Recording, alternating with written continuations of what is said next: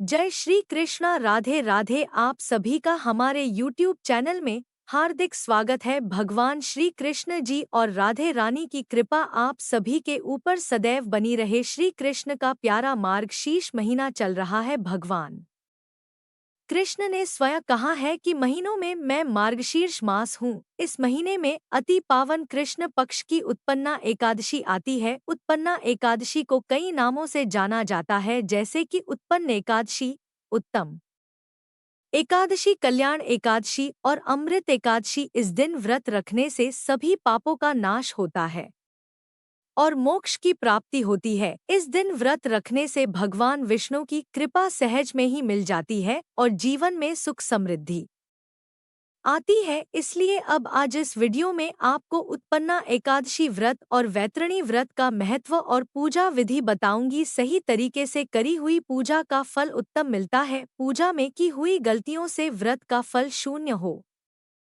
जाता है, साथ ही दोष भी लगता है। इसलिए इस वीडियो में हम चर्चा करेंगे कि कैसे व्रत करें, क्या स्पेशल भोग लगाएं, किन बातों का ध्यान रखें। मार्गशीर्ष माह के कृष्ण पक्ष की 11 यानी 11वीं तिथि को भगवान विष्णु के अंदर से एकादशी माता प्रकट यानी उत्पन्न हुई थी। इसलिए इस दिन उत्पन्ना एकादशी का व्रत किया जाता है। इसे उत्पत्ति का उत्पन्ना, प्राकट्य और वैतरणी एकादशी भी कहा जाता है। पद्म पुराण के अनुसार श्री कृष्ण ने धर्मराज युधिष्ठिर को बताया था और इसके महत्व के बारे में बताया था। व्रतों में एकादशी को प्रधान और सब सिद्धियों को देने वाला माना गया है। एकादशी माता भगवान विष्णु की ही एक शक्ति का रूप है, जो उनके अंदर से उत्पन्न हुई थी, उनके अंदर से प्रकट हुई थी। मान्यता है कि उन्होंने इस दिन उत्पन्न होकर राक्षस मुर का वध किया था। इसीलिए इस एकादशी को उत्पन्ना एकादशी के नाम से जाना जाता है। यह साल की 4 बड़ी एकादश यों में से एक है। जो साधक एकादशी व्रत शुरू करना चाहते हैं वह इसी एकादशी से व्रत उठा सकते हैं।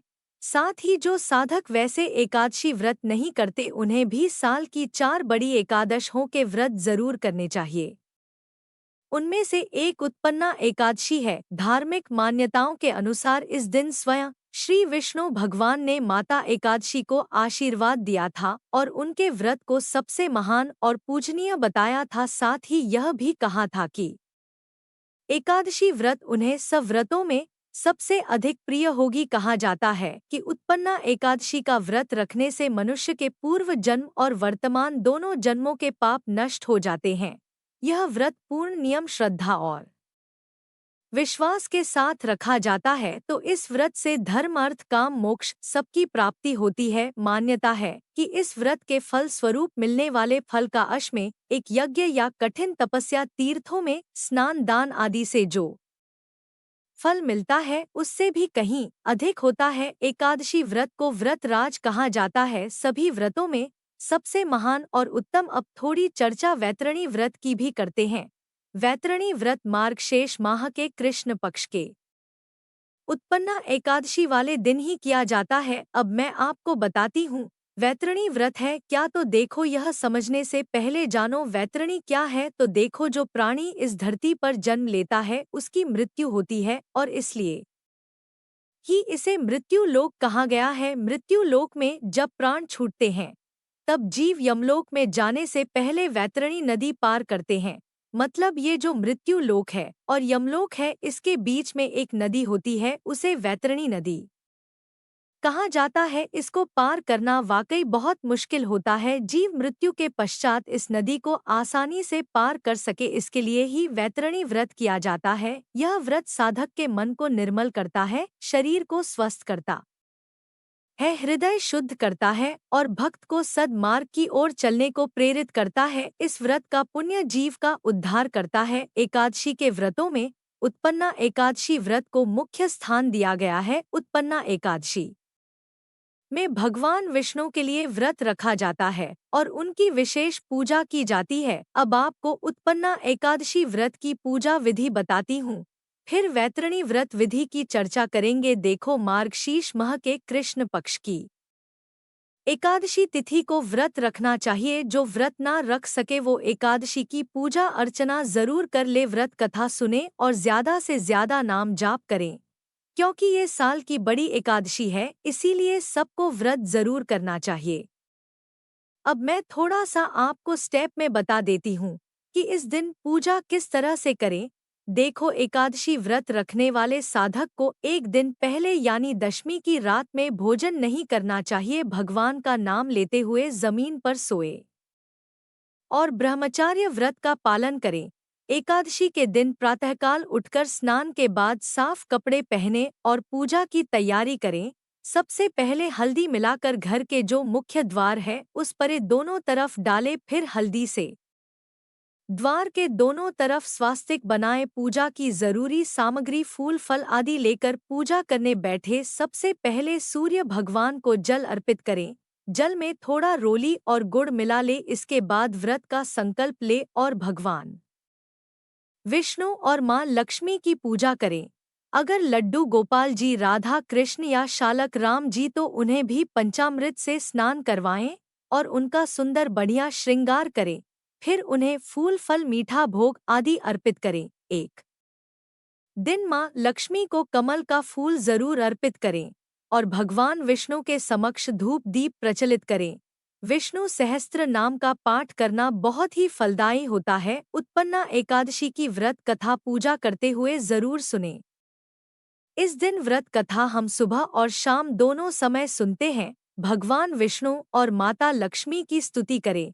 विष्णु जी और लक्ष्मी जी की चालीसा का पाठ पढ़े या सुने। साथ ही भगवान से अपनी जाने अनजाने में हुई गलतियों की क्षमा याचना करें।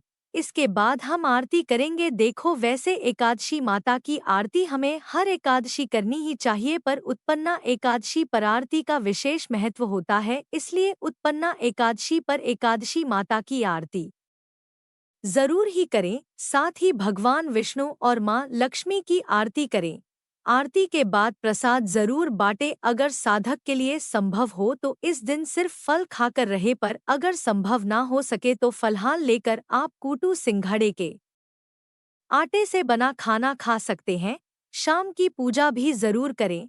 आकाश में भगवान विष्णु के निमित्त दीप दान करें, मतलब खुले आकाश आश में, घर की छत पर, खुले मैदान में या किसी भी खुली जगह पर आप दीप दान करें।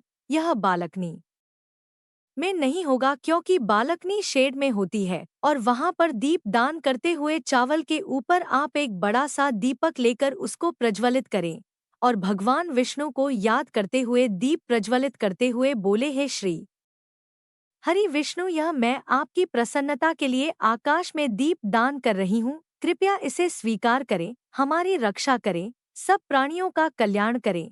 इस तरह बोलते हुए दीप दान करेंगे और आधा फल रात्रि जागरण करने वाले को इस कोशिश के साथ रात्रि जागरण भी जरूर करें। अगले दिन सुबह अपने व्रत का पारण करें। पारण यानी अपने व्रत को खोलना बताए हुए जो शुभ समय है उसी पर व्रत को खोलना, तभी हमें व्रत का पूर्ण फल मिलता है।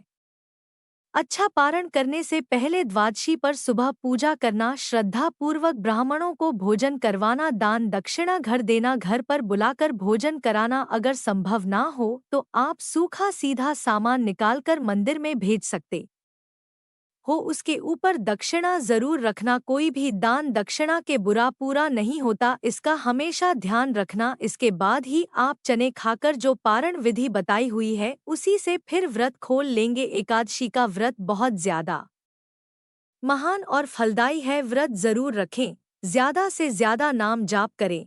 अब हम थोड़ा स्पेशल भोग प्रसाद की चर्चा करते हैं। देखो, उत्पन्ना एकादशी के दिन भोग प्रसाद में बादाम और गुड़ जरूर अर्पित करने चाहिए। साथ ही फलहार में साधक को भी इसे खाना चाहिए, इससे तोते की योनि से मुक्ति मिलती है। आप चाहो तो बादाम को पीसकर घी में भूनकर गुड़ मिलाकर हलवा बना सकते हो, ये आप व्रत में फलाहार रूप में खा सकते हो। पर याद रखना, भोग जरूर लगाना और प्रसाद के रूप में लोगों को बांट जरूर। ऐसा मत सोचना कि बादाम की बर्फी है, बहुत महंगी है, तो इसको बस मैं खुद ही खा लूं, ऐसा नहीं करना। ठीक है, आप जिन भी लोगों में बांटो गया अनजाने में, उनका भी भला हो जाएगा, ठीक है। तो इसीलिए भोग लगाना, सब में बांटना और स्वयं भी प्रसाद रूप में ग्रहण करना। अगर आपने निर्जल व्रत किया है तो यह प्रसाद अगले दिन पारण के समय लेंगे। देखो, एकादशी का दिन बहुत ज्यादा महान और फल का होता है। इस दिन किए गए किसी भी कर्म का फल हमें कई गुना होके मिलता है। अच्छे कर्म करेंगे तो उसका फल भी कई गुना होके मिलेगा, बुरे कर्म करेंगे तो उसका फल भी कई गुना होके मिलेगा। इसीलिए पूरी कोशिश करें और ज्यादा से ज्यादा शुभ कर्म करें। पूरा दिन कम बोलकर शुभ कर्मों में लगाएं। ज्यादा से ज्यादा माला जाप करें।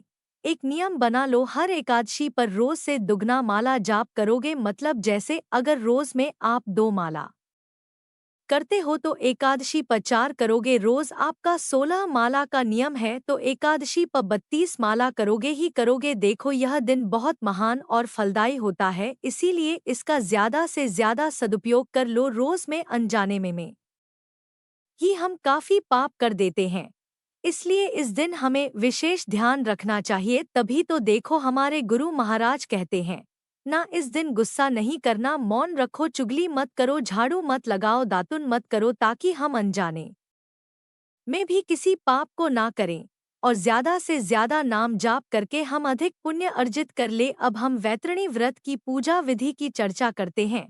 वैतरणी व्रत जो व्यक्ति करता है वह वितरण नदी को बिना किसी कष्ट के क्षण भर में पार कर लेता है, इसलिए सबको यह व्रत जरूर करना चाहिए। यह व्रत मार्गशीर्ष कृष्ण पक्ष एकादशी के दिन किया जाता है। इस व्रत में व्रत करने वाले को नियम निष्ठा के साथ दिन के समय भगवान विष्णु की पूजा करनी चाहिए। रात में श्यामा गाय यानी काले रंग की गाय की श्रद्धा भक्ति पूर्वक पूजा करें। पहले गाय के सिंग और खुर को धोएं, फिर उन पर चंदन आदि का लेप करें। इसके बाद मुख से लेकर पूंछ तक सभी अंगों की पूजा करें। पूजा के बाद अपनी सामर्थ्य के अनुसार पुरोहित को दान दक्षिणा देकर विदा करें। इस व्रत से मिलने वाले पुण्य का उल्लेख गरुड़ पुराण सहित अन्य पुराणों में भी हमें मिलता है। मृत्यु के बाद जीव की क्या गति होती है यह तो कोई नहीं जानता, इसीलिए हमें शास्त्रों के अनुसार ही कर्म करने चाहिए। और यह वैतरणी व्रत हमें यही बताता है कि जीवन अनिश्चित है, कभी भी कुछ भी हो सकता है। और अगर आप देखोगे ना तो सभी धर्मों में कर्म फल के अनुसार नर्क और स्वर्ग के विषय में बताया हुआ है। हमें जन्म जन्म के फेर से छुटकारा करने का उपाय करना चाहिए और यह मानव जीवन का उपयोग करना चाहिए, तभी इसका उपयोग है, वरना मानव जीवन बेकार है। क्योंकि किसी भी और अन्य योनि में हमें मुक्ति का अवसर नहीं मिलता। इस योनि में अगर पुण्य अर्जित नहीं किए तो पता नहीं कितनी योनियों में भटकने के बाद फिर हमें यह मौका मिलेगा। सोचो विचार, जो वैसे एकादशी व्रत नहीं करते वह सिर्फ वैतरणी व्रत भी कर सकते हैं और अपने आगे के समय को अच्छा कर सकते हैं। इसी के साथ मैं उम्मीद करती हूँ इस वीडियो में दी गई जानकारी आपके लिए उपयोगी होगी। इससे रिलेटेड अगर आपके पास कोई भी कमेंट्स या सजेशन है तो प्लीज हमें लिखें। ज्ञान बांटने से बढ़ता है, इसलिए इस वीडियो को ज्यादा से ज्यादा शेयर करें।